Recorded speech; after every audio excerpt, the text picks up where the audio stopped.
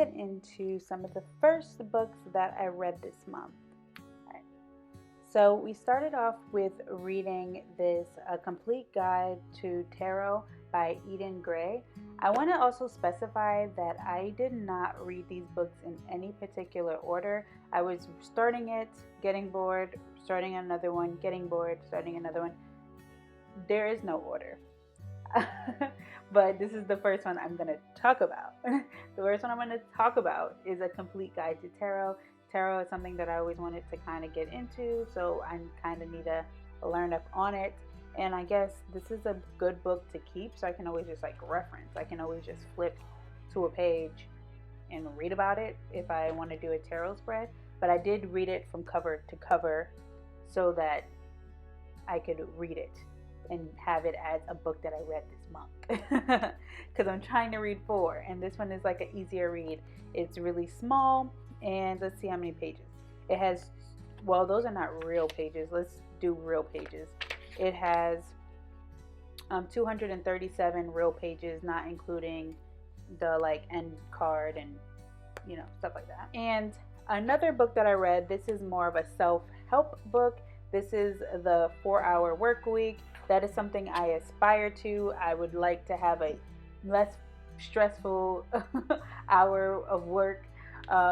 This one is really good. It gave a lot of advice. I really think it could have been smaller.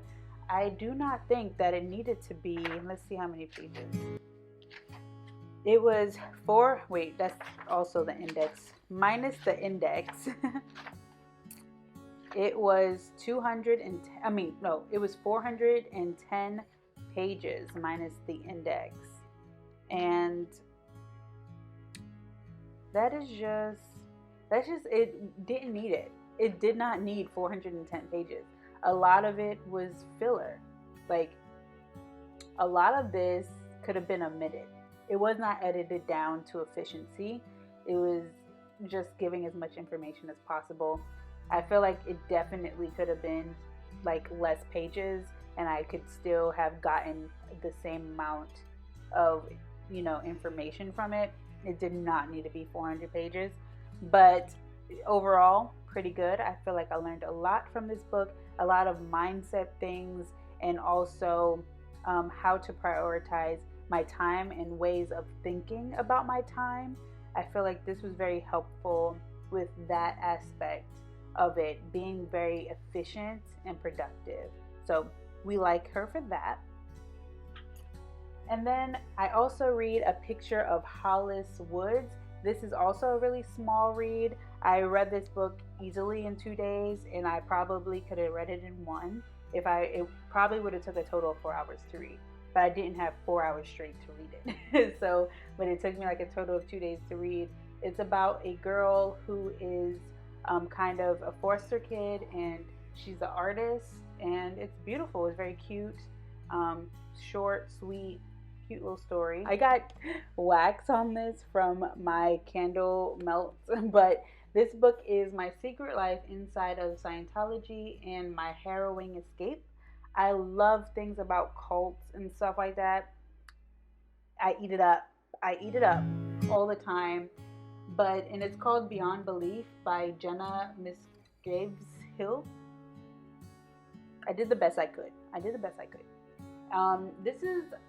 I expected more because I do love books about cults. It's just that it just didn't hit the spot. It just seemed like a white girl complaining about being privileged and white. Like, I don't know. It just kind of it gave off that energy. And like literally her family were well off people who gave up everything to be Scientologists, even including their children. Like, they literally abandoned her to be Scientologists when they were rich.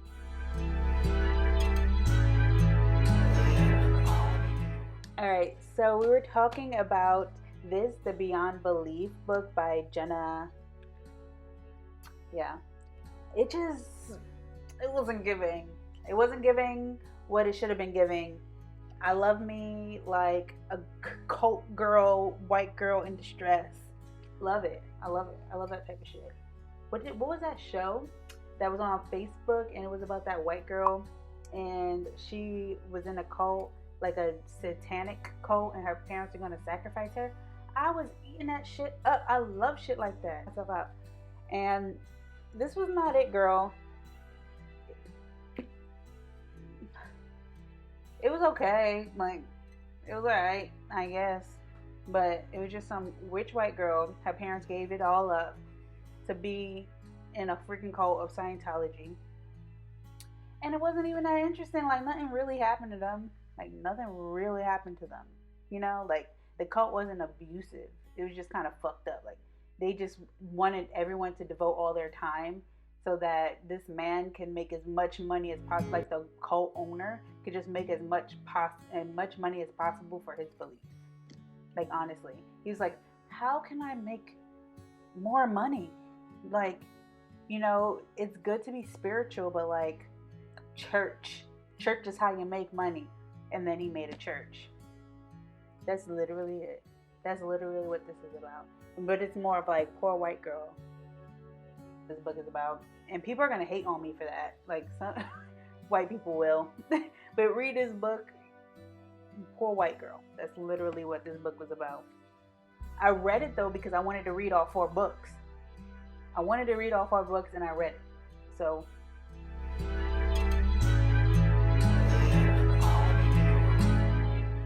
next we're going to talk about the books that I'm going to read in February. Hopefully February is a good month. I feel like January wasn't the best start. Like, book okay.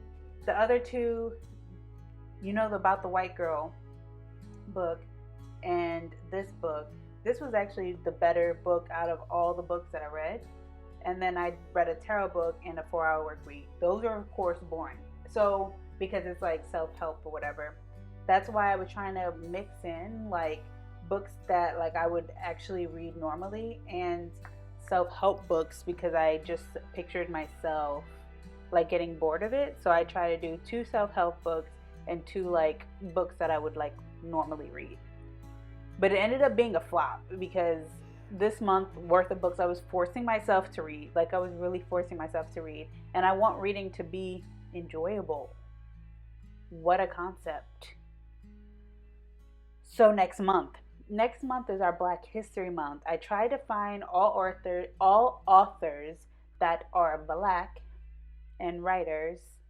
And I try to get within that same thing at least 1 self-help book, 2 interesting books of some sort, and follow that like kind of format. So this is February's list. We're starting off with something fun for myself and my heart. It is a photography book, and I thought that I could use this to have references and do some Black history art this month. I thought that would be really cool.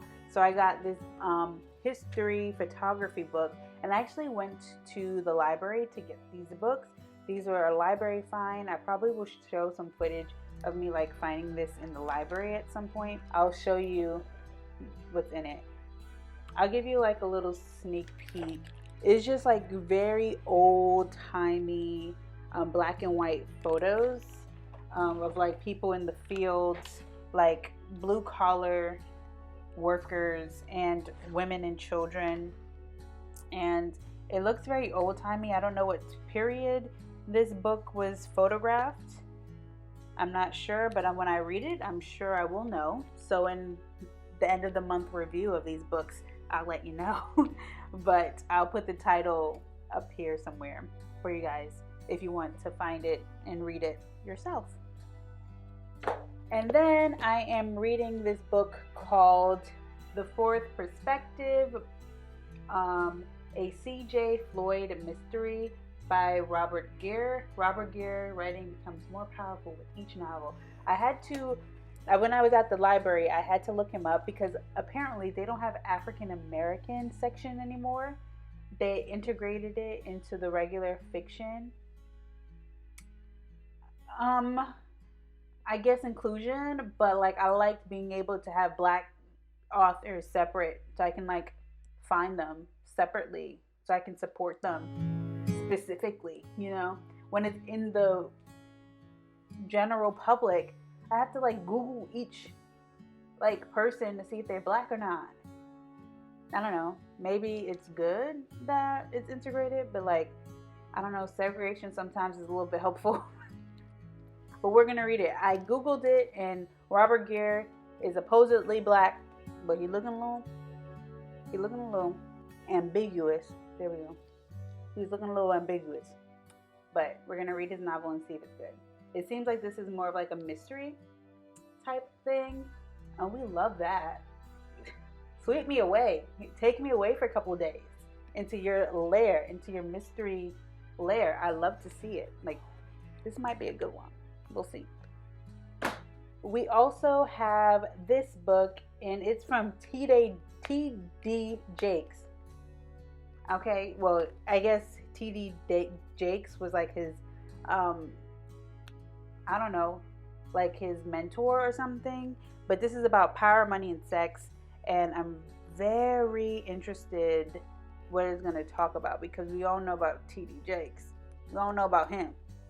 And so I just want to, I'm curious. But his nails are cute. Look at his nails. Okay. Groomed, well groomed.